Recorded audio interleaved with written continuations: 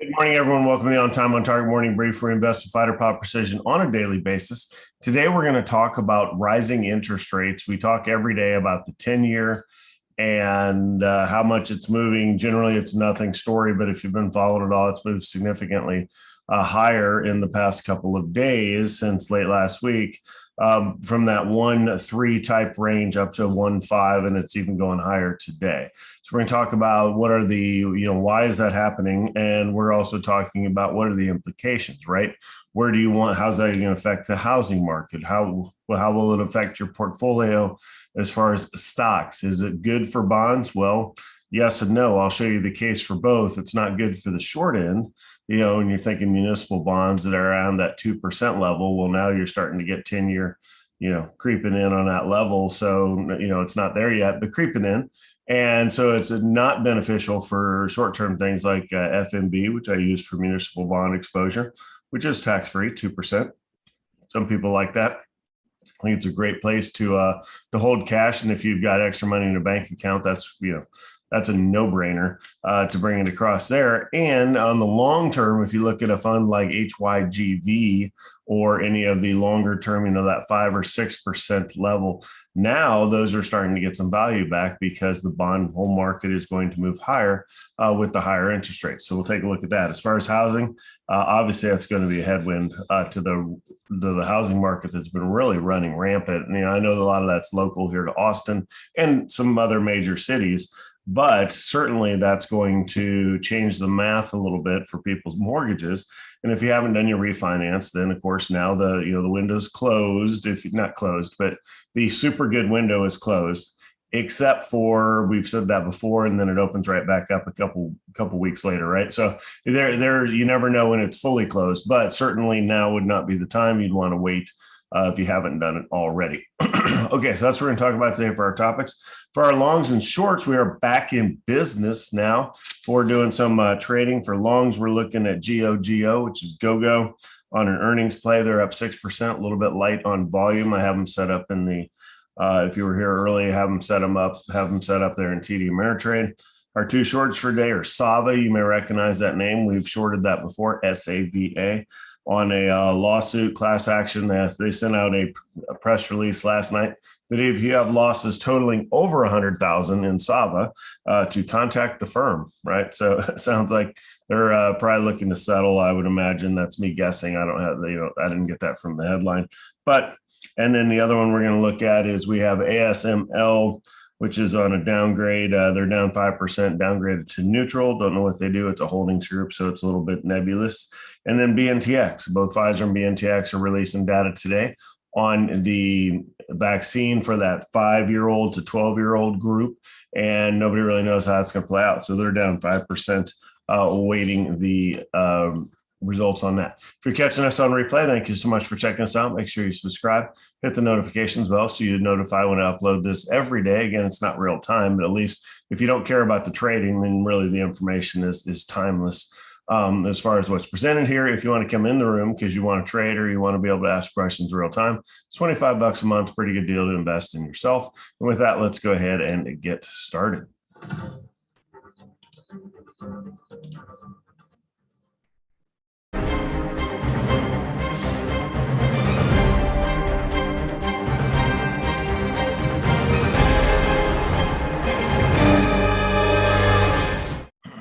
All right, good morning. Welcome back, everyone. No, I didn't post the trades there, Burner. Let me just put them up real quick so you can look at it while I'm talking.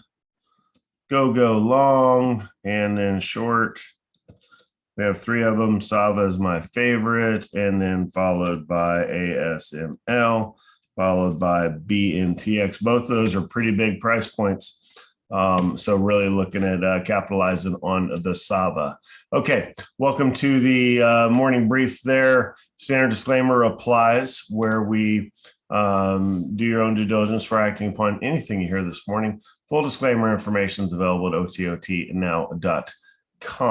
All right, our mission objective is grow our money, protect our money, and live off our money. Today is a little bit of protecting our money because rising interest rates, guess what? And the showdown with the debt ceiling and all of that stuff is going to lead to the market selling off, which is what you see this morning, right? So as long as we continue down that path, you're going to see the market continue to come in. So where would you want to adjust things? Well, I've been adjusting portfolios out into the credit space, which is where I think it's the most attractive place for capital right now.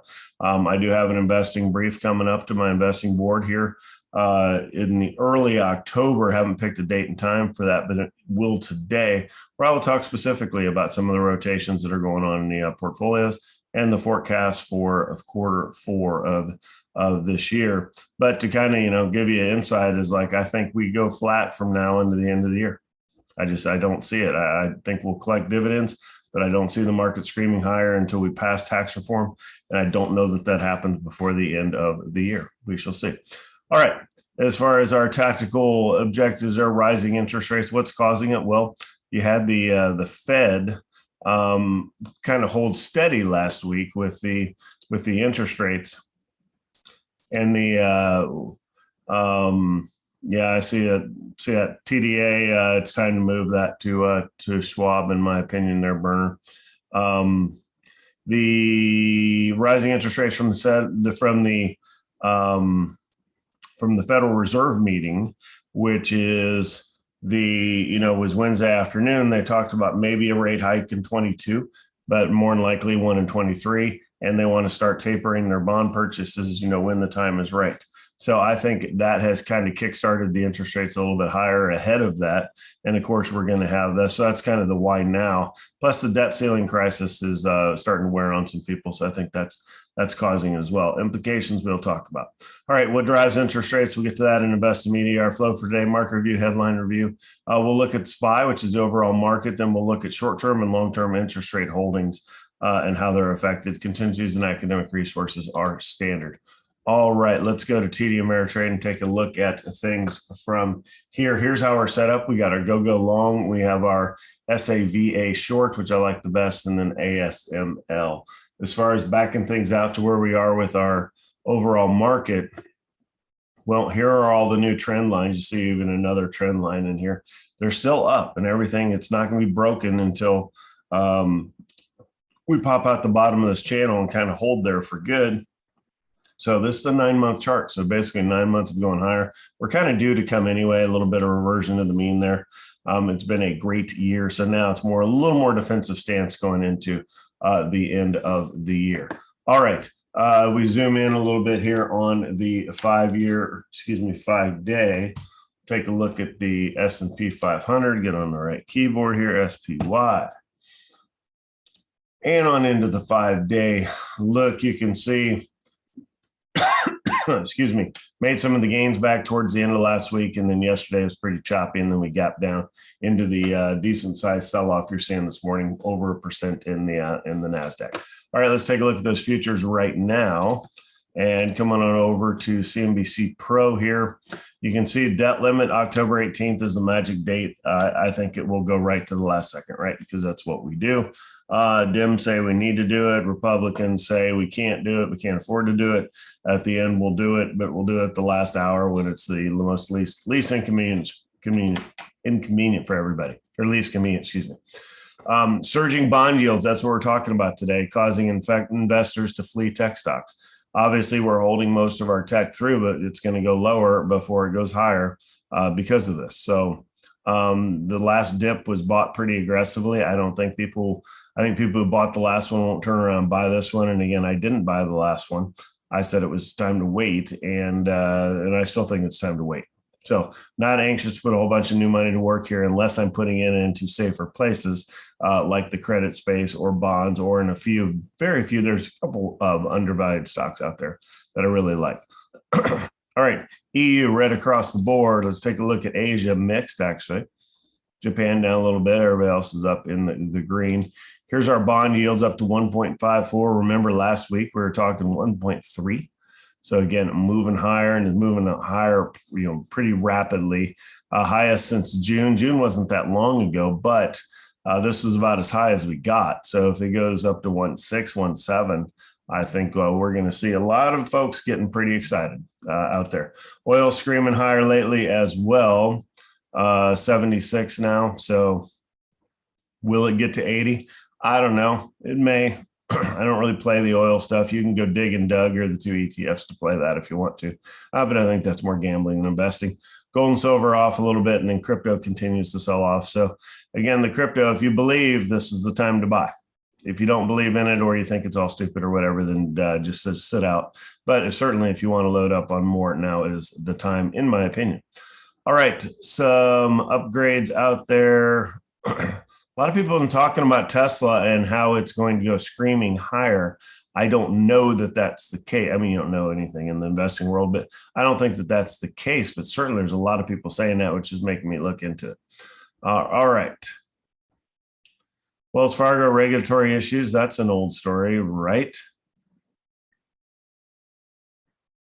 Okay, Evergrande obviously caused the big hit in Chinese stocks. I've largely left them except for my own holdings and a few very aggressive accounts out there. Yeah, I think BABA will be it's an absolute steal right now, but you may be waiting a while before it pops back up. All right, there's the futures causing a 1.5% sell-off into tech. Kramer, opportunity to buy best of breed tech giants. I think that that's true. Apple's a complete buy right here, down in the low 140s. Okay, let's take a look at how yields are affecting both the short term and the long term. Really want to show you the short term first. So now this is FMB. Once I type it into the right keyboard, this is FMB. This is municipal bond fund. When you look at this chart, just realize it's at 57.04 now. This is 57.80. So we haven't even moved a dollar, right? So, I mean, these things don't generally move a lot. But when you really scroll down here, here's what you're looking at for, not even off 1%, really. And the thing just sits there and kicks off 2%. It is a complete cash cow. It pays out monthly. Everything is good about this. It is tax-free for those that are really would be interested in not paying any more than they have to in taxes. Again, it's a good place to hold money. If you have money, if you have 50K sitting in a bank account making nothing, you might as well put 50K in your brokerage account and make 2%. Yes, it fluctuates. This is honestly, it's in a who cares. I mean, even from here, 56 all the way up to 57.80, that's in a who cares range when you're sitting there making 2% tax-free. So that's what I want to show you. So the short term is being hit because the 10-year is a direct competitor. What's being helped by this move is the longer term. When you talk about slightly below investment grade or high yield out there, here's what you're looking at as far as the, that's been in a continuous uptrend. And here lately, when rates have gone up, that's where you see them outperforming as well. Here you're making 6%. It does pay monthly as well. And again, everything's a little bit more in the green. But yeah, bond fund making 8% a year, 6% dividend.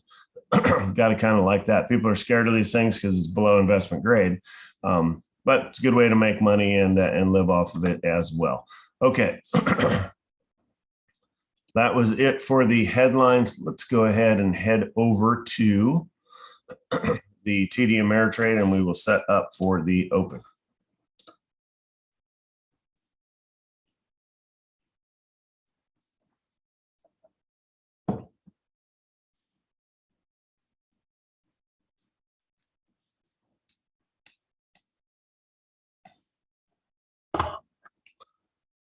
All right, welcome back, everyone, to the On Time, On Target play of the day. You have 4 screens in front of you on the TD Ameritrade ThinkPipes platform. On the far left, you have the S&P 500 on a 1-minute chart. Obviously, you see the gap down overnight, a little bit of positivity going into the open. So we'll keep an eye on that. Our long for the day is GoGo. Again, the storyline there is GoGo is up 6% on earnings. A little bit low on the volume, so we might have to wait for a delayed entry. And then here's our opening bell.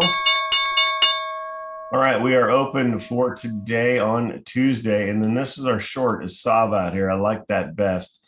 We'll keep an eye on it, though, for the actual open. And then this one is tough because of the price point. So you have to really think about what you're doing. And you're looking at like an $8 stop or so if you take this lower. But certainly I'm liking Sava as it climbs here. GoGo's kind of taken off. So that's pretty tough to catch something that's going that far. But with a 70-cent stop in GoGo, 66.10 would be our entry. So that's right here if it holds 66.80. So again, 70-cent stop in Sava, short waiting for it to hit 66.10 and then covering that high of the day at 66.80.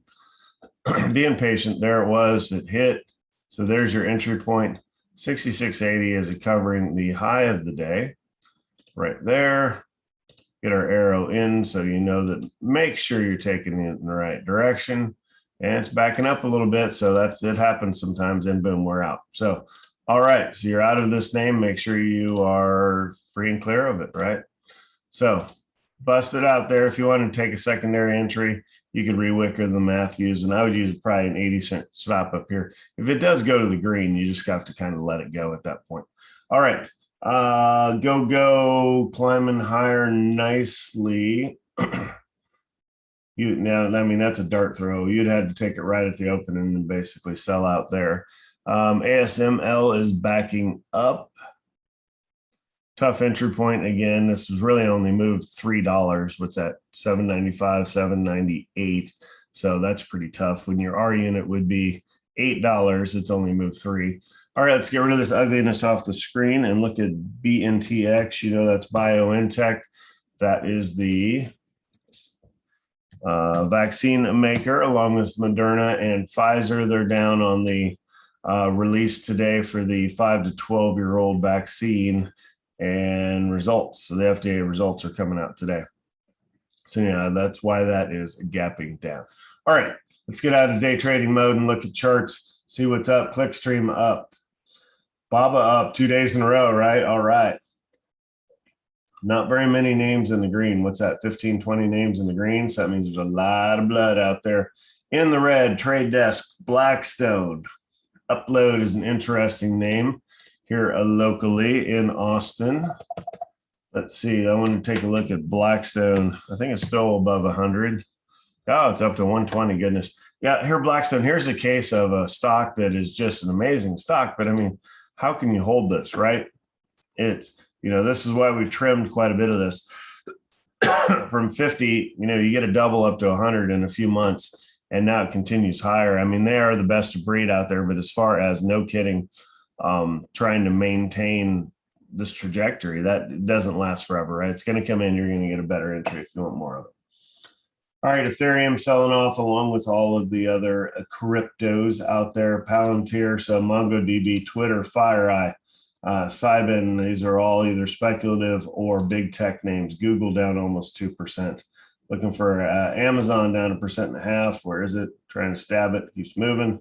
There we go. And of course, where's Apple? I saw it bouncing around. Down in there somewhere. Yeah. Things were fast moving ball game this morning. All right.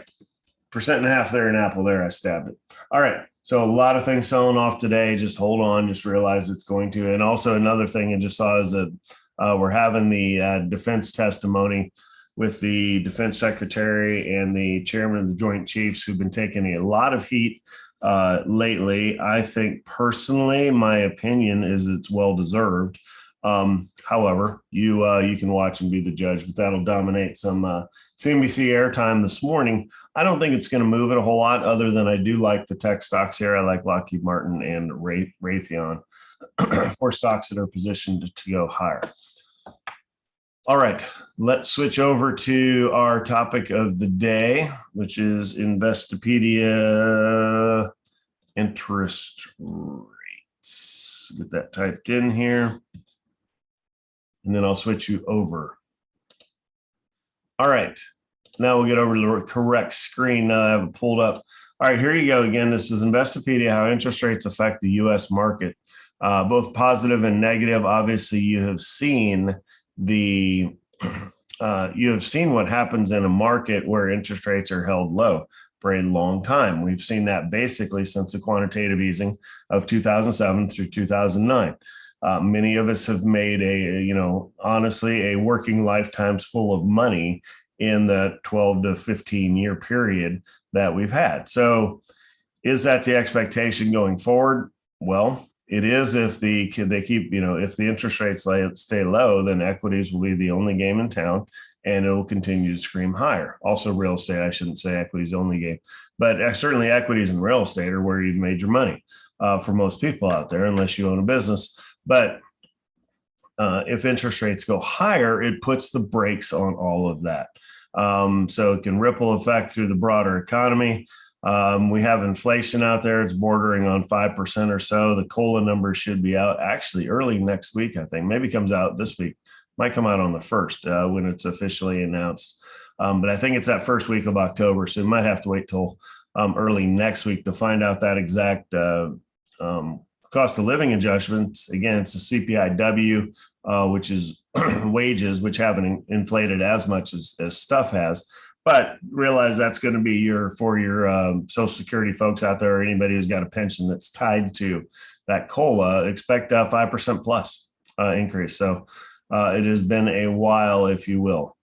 All right, borrowing money cheaper. That's why businesses can continue to spend and grow, is because it's the opportunity literally of a lifetime.